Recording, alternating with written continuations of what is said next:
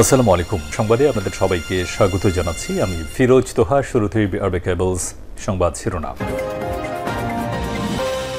জানিয়ে দিব আমাদের হাতে থাকা সর্বশেষ গুরুত্বপূর্ণ আপডেট সংবাদ। মামুনুল হকের বিরুদ্ধে গ্রেপ্তারি পরোয়ানা জারি। হেফাজতে ইসলামের সাবেক নেতা এবং বাংলাদেশ খেলাফতে মজলিসের মহাসচিব মামুনুল হকের বিরুদ্ধে ফের গ্রেপ্তারি পরোয়ানা জারি করা হয়েছে। মঙ্গলবার 25শে জুন নারায়ণগঞ্জ নারী এবং শিশু নির্যাতন দমন ট্রাইব্যুনালের বিচারক নাজমুল হক শ্যামল এই আদেশ জারি করেন। এরপর জানিয়ে দিব, খালেদা জিয়াকে মৃত্যুর মুখে ঠেলে দিয়েছে সরকার, অভিযোগ করলেন যুবদলের সদ্য সাবেক সভাপতি সুলতান সালাউদ্দিন টুকু। এদিকে জাতির সকল অর্জন হারিয়ে যেতে বসেছে, অভিযোগ করলেন বিএনপির মহাসচিব মির্জা ফখরুল ইসলাম আলমগীর। জানিয়ে দিব, সুনীল অর্থনীতিকে আরও এগিয়ে নিতে শেখ হাসিনা সরকার বদ্ধপরিকর। নৌপরিবহন প্রতিমন্ত্রী খালিদ মাহমুদ চৌধুরী বলেছেন, বঙ্গবন্ধুর স্বপ্নের সোনার বাংলা গড়ার লক্ষ্যে এদেশকে স্মার্ট এবং উন্নত করে তুলতে হাইড্রোগ্রাফি, সমুদ্রবিজ্ঞান এবং সুনীল অর্থনীতিকে আরও এগিয়ে নিতে প্রধানমন্ত্রী দেশরত্ন শেখ হাসিনার নেতৃত্বাধীন সরকার বদ্ধপরিকর। এবারে জানাবো, তোমাকে মুক্তি দিলাম একথা লিখে স্ট্যাটাস দিয়ে নারী চিকিৎসকের আত্মহত্যা। ময়মনসিংহে ফেসবুকে পোস্ট দিয়ে শরীরে আগুন লাগিয়ে ডাক্তার অর্পণা বসাক 27 নামে এক এমবিবিএস নারী চিকিৎসক আত্মহত্যা করেছেন। এবং সর্বশেষ জানিয়ে দিব, রুশ সেনাপ্রধান এবং সাবেক প্রতিরক্ষা মন্ত্রীর বিরুদ্ধে গ্রেপ্তারি পরোয়ানার আইসিসির। রুশ সেনাবাহিনীর chief of staff general Valery এবং সাবেক রুশ প্রতিরক্ষা মন্ত্রী সের্গেই শোইগুর বিরুদ্ধে গ্রেপ্তারি পরোয়ানা জারি করেছে আন্তর্জাতিক অপরাধ আদালত আইসিসি। ইউক্রেন যুদ্ধ অপরাধ এবং মানবতার বিরুদ্ধে অপরাধের অভিযোগে তাদের বিরুদ্ধেই গ্রেপ্তারি পরোয়ানা জারি করা হয়। আজ এক প্রেস বিজ্ঞপ্তিতে আইসিসি বলছে, শোইগু এবং গ্যারিসম দুজনই যুদ্ধাপরাধের জন্য দায়ী। বেসামরিক বিভিন্ন লক্ষ্যবস্তুতে হামলা পরিচালনা করে তারা সাধারণ মানুষের চরম ক্ষতি ডেকে এনেছে। প্রিয় দর্শক, এতক্ষণ শুনছিলেন সংবাদ শিরোনাম, এবারে বিস্তারিত। তবে তার আগে অনুরোধ থাকবে, এই ভিডিওটিতে একটি লাইক দিয়ে বন্ধুদের মাঝে ফেসবুকে শেয়ার করে দিন। আর বন্ধুরা, আপনি যদি আমাদের চ্যানেলে নতুন হয়ে থাকেন, ভিডিওটি দেখতে দেখতে চ্যানেলটি সাবস্ক্রাইব করে রাখুন। আর হ্যাঁ দর্শক, এই ভিডিওর সংবাদ সম্পর্কে আপনার মূল্যবান মতামত কমেন্ট করে জানিয়ে দিন কোন স্থান থেকে আমাদের সংবাদটি দেখছেন এবং শুনছেন। এবারে বিস্তারিত। মামুনুল হকের বিরুদ্ধে গ্রেপ্তারি পরোয়ানা জারি। হেফাজতে ইসলামের সাবেক নেতা এবং বাংলাদেশ খেলাফতে মজলিসের মহাসচিব মামুনুল হকের বিরুদ্ধে গ্রেপ্তারি পরোয়ানা জারি করা হয়েছে। মঙ্গলবার 25শে জুন নারায়ণগঞ্জ নারী এবং শিশু নির্যাতন দমন ট্রাইব্যুনালের বিচারক নাজমুল হক শ্যামল এ আদেশ জারি করেন। আসামি পক্ষের আইনজীবী একেএম ওমর ফারুক গণমাধ্যমকে বিষয়টি নিশ্চিত করেছেন। তিনি বলেন, সোনারগাঁও থানায় দায়ের করা মামলার আদালতে হাজির না হয় গ্রেপ্তারি পরোয়ানা জারি করা হয়েছে আদালত থেকে। আদালতের সরকারি কৌঁসুলি পিপি রকিবউদ্দিন আহমেদ গণমাধ্যমকে বলেছেন, আসামিপক্ষ ইচ্ছে করেই মামলাটির বিচার কার্যক্রম বিলম্বিত করার চেষ্টা করছেন।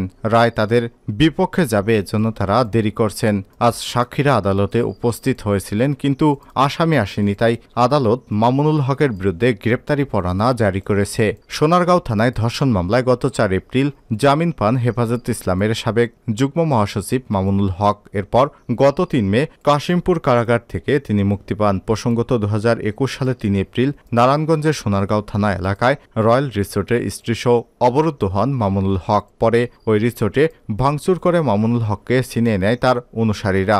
একই বছরে 18 এপ্রিল মোহাম্মদপুরে জামিয়া রহমানিয়া আরাবিয়া মাদ্রাসা থেকে তাকে গ্রেপ্তার করে ঢাকা মহানগর পুলিশ তেজগাঁও বিভাগ। এই ঘটনায় 27 দিন পর 30 এপ্রিল সোনারগাঁও থানায় মামুনুল হকের বিরুদ্ধে ধর্ষণের অভিযোগ এনে মামলা করেন তার সঙ্গে থাকা ওই নারী।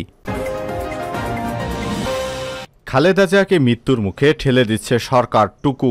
আওয়ামী লীগ সরকার বিএনপির চেয়ারপারসন বেগম খালেদা জিয়াকে বিদেশে উন্নত চিকিৎসার সুযোগ না দিয়ে তিলে তিলে মৃত্যুর দিকে ঠেলে দিচ্ছে বলে অভিযোগ করেছেন দলের প্রচার সম্পাদক এবং জাতীয়তাবাদী যুবদলের সদ্য সাবেক সভাপতি সুলতান সালাউদ্দিন টুকু। মঙ্গলবার 25শে জুন বিকেলে ঢাকার আশুলিয়ায় ঢাকা জেলা যুবদল আয়োজিত খালেদা জিয়ার রোগমুক্তি কামনায় এক দোয়া মাহফিলে তিনি সব অভিযোগ করেন। টুকু আরও বলেন, 3 বারের সাবেক প্রধানমন্ত্রী খালেদা জিয়া জিয়া যে আজ গুরুতর অসুস্থ তার জন্য দায়ী এই সরকার এবং সরকার প্রধান।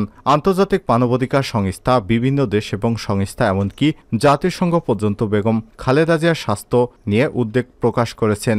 রাজনৈতিক প্রতিহিংসার কারণে মিথ্যা মামলায় তাকে সাজা দিয়ে বন্দী করে রাখা হয়েছে। এ সময় তিনি বলেন, একজন সাবেক সংসদ সদস্য হাজী সেলিম 10 বছরের সাজাপ্রাপ্ত হয়েও দেশের বাইরে গিয়ে চিকিৎসা নিতে পারেন, অথচ 3 বারের সাবেক একজন প্রধানমন্ত্রী গুরুতর অসুস্থ হলেও তাকে উন্নত চিকিৎসার সুযোগ দেওয়া হচ্ছে না, তাকে তিলে তিলে মৃত্যুর মুখে ঠেলে দিচ্ছে এই অবৈধ সরকার। এ সময় তিনি আরো বলেন, বিএনপির ভারপ্রাপ্ত চেয়ারম্যান তারেক রহমানের নেতৃত্বে আন্দোলনের মধ্যেই এই সরকারকে পরাজিত করতে হবে। সবাইকে সর্বাত্মক আন্দোলনের জন্য প্রস্তুত হওয়ার আহ্বান জানান যুবদলের সদ্য সাবেক এই সভাপতি।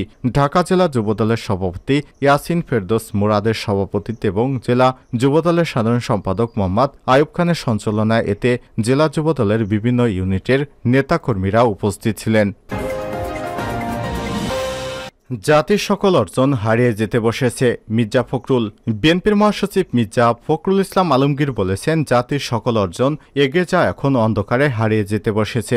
জুলুম নির্যাতনের ধারাবাহিকতায় গণতন্ত্রের সর্বশেষ চিহ্নকে মুছে ফেলা হয়েছে। বাংলাদেশ রাষ্ট্র ক্ষমতা দখল করে ডামি আওয়ামী সরকার জনগণের উপর ফ্যাসিবাদী অত্যাচারের প্রকোপ দিন দিন বৃদ্ধি করছে। আর এক্ষেত্রে রাষ্ট্রীয় সন্ত্রাসের কারণে গুম, কথিত বন্দুকযুদ্ধ, হত্যা, শারীরিক নির্যাতন, মৃত্যুর শিকার হচ্ছে অসংখ্য মানুষ। 26শে জুন নির্যাতিতদের সমর্থনে জাতিসংঘ ঘোষিত আন্তর্জাতিক দিবস উপলক্ষে মঙ্গলবার 25শে জুন গণমাধ্যমে দেয়া এক বাণীতে মির্জা ফখরুল এসব কথা বলেন। দিবসটি উপলক্ষে পৃথক বাণী দিয়েছেন বিএনপির ভারপ্রাপ্ত চেয়ারম্যান তারেক রহমান। মির্জা ফখরুল বলেন, নির্যাতিতদের সমর্থনে জাতিসংঘ ঘোষিত আন্তর্জাতিক দিবসে আমি বাংলাদেশ সহ সারা বিশ্বের নির্যাতিত ব্যক্তি, জাতিগোষ্ঠী, বর্ণ, ভাষাগত সম্পদের প্রতি জানাই গভীর সমবেদনা এবং সমর্মিতা। যুগে যুগে মানুষ বিভিন্ন দেশের স্বৈরাশাসক, নিষ্ঠুর একনায়কতন্ত্র এবং একদলীয় শাসনের দ্বারা মানুষ দমন পীড়নের শিকার হচ্ছে এবং এখনো হচ্ছে। বিশ্বশান্তি, নিরাপত্তা, গণতন্ত্র, মানব মুক্তি, প্রগতির আদর্শ দেশে দেশে কোনো না কোনো নিষ্ঠুর স্বৈরাশাসকের দ্বারা ভুলুণ্ঠিত হচ্ছে। দুর্নীতির বিভিন্ন অঞ্চলে ভাষা, বর্ণ, জাতীয় সাম্প্রদায়িক নিয়ে চলছে রক্তক্ষয়ী সংঘর্ষ। স্ফীতকায় ক্ষমতাবানদের দ্বারা গড়ে ওঠা বেআইনি অর্থনৈতিক অনৈতিক সিন্ডিকেটের আধিপত্যের কারণেও চলছে সমাজে রক্তরঞ্জি এবং হানাহানি। মির্জা ফখরুল বলেন, গণতন্ত্রের মা বিএনপির চেয়ারপারসন এবং সাবেক প্রধানমন্ত্রী বেগম খালেদা জিয়াকে সম্পূর্ণ অসত্য এবং বানোয়াট মামলায় আক্রোশমূলকভাবে ফরমায়েশি রায়ে সাজা দিয়ে বন্দী রাখা হয়েছে। কারাবন্দী অবস্থায় সুচিকিৎসার অভাবে তার জীবনকে সংকটাপন্ন করে তোলা হয়েছে। তিনি এখন জীবন মৃত্যুর সন্ধিক্ষণে বিদ্যমান নৈরাজ্যের বাতাবরণ দূরীভূত করতেই হবে। এ সময় তিনি বলেন, আমি নির্যাতিতর সমর্থনে জাতিসংঘ ঘোষিত আন্তর্জাতিক দিবসে দেশের গণতন্ত্রকামী সংগ্রামী জনগণকে ঐক্যবদ্ধ হয়ে সকল নির্যাতনের বিরুদ্ধে প্রতিরোধ গড়ে তোলার আহ্বান জানাচ্ছি। তোমাকে মুক্তি দিয়ে গেলাম স্ট্যাটাস দিয়ে নারী চিকিৎসকের আত্মহত্যা।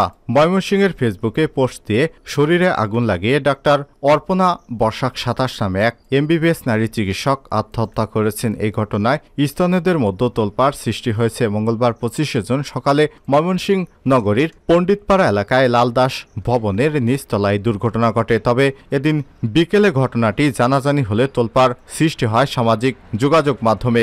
এর আগে মৃত অর্পণা বর্ষাক তার ব্যক্তিগত ফেসবুক পোস্টে প্রেমিক খন্দকার মাহবুব এলাহির উদ্দেশ্যে লিখেছেন, ভালো থেকেও আমি আর পারছি না, হয়তো আমিও সবার মতো হেরে গেলাম, তোমাকে মুক্তি দিয়ে গেলাম। কোতোয়ালি মডেল থানার ভারপ্রাপ্ত কর্মকর্তা ওসি মোহাম্মদ মাইনুদ্দিন খবরের সত্যতা নিশ্চিত করে বলেছেন, সকাল 9:30টার দিকে পরিবার থেকে ঘটনাটি আমাদের জানালে আমরা রান্নাঘরের দরজা ভেঙে মৃতের অগ্নিদগ্ধ মৃতদেহ উদ্ধার করি। এই ঘটনায় মৃতের ময়নাতদন্ত শেষে পরিবারের কাছে বিকেলে মৃতদেহ হস্তান্তর করা হবে। প্রাথমিকভাবে ধারণা করা হচ্ছে প্রেমঘটিত কারণেই আত্মহত্যার ঘটনা ঘটেছে। তবে পরিবারের পক্ষ থেকে এখনো কোনো অভিযোগ দায়ের করা হয়নি, যাকে উদ্দেশ্য করে ফেসবুক পোস্ট দেওয়া হয়েছে। আমরা তার খোঁজ করছি, বিস্তারিত পরে জানানো হবে। পুলিশ জানায় ওই নারী চিকিৎসক জামালপুর জেলার সরিষাবাড়ি এলাকার বাসিন্দা। তবে বর্তমানে তিনি নরসিংদী নগরীর চরপাড়া এলাকায় প্রান্ত স্পেশালাইজড প্রাইভেট হাসপাতালে বিগত প্রায় 1 বছর ধরে চিকিৎসক হিসেবে কর্মরত ছিলেন। তবে এখন পর্যন্ত এই ঘটনায় সম্পৃক্ত প্রেমিক খন্দকার মাহবুব এলাহির কোনো সন্ধান পাওয়া যায়নি। এ বিষয়ে প্রান্ত স্পেশালাইজড প্রাইভেট হাসপাতালের স্বত্বাধিকারী মশিউর আলম চন্দন বলেন, ওই নারী চিকিৎসক বিগত প্রায় 1 বছর ধরে আমাদের হাসপাতালে মেডিকেল অফিসার হিসেবে কর্মরত ছিল। শুনেছি আজ ভোরে সে নগরীর পণ্ডিতপাড়া এলাকার বাসায় আত্মহত্যা করেছেন। তবে কেন বা কী কারণে এই ঘটনা আমরা এখনো জানতে পারিনি।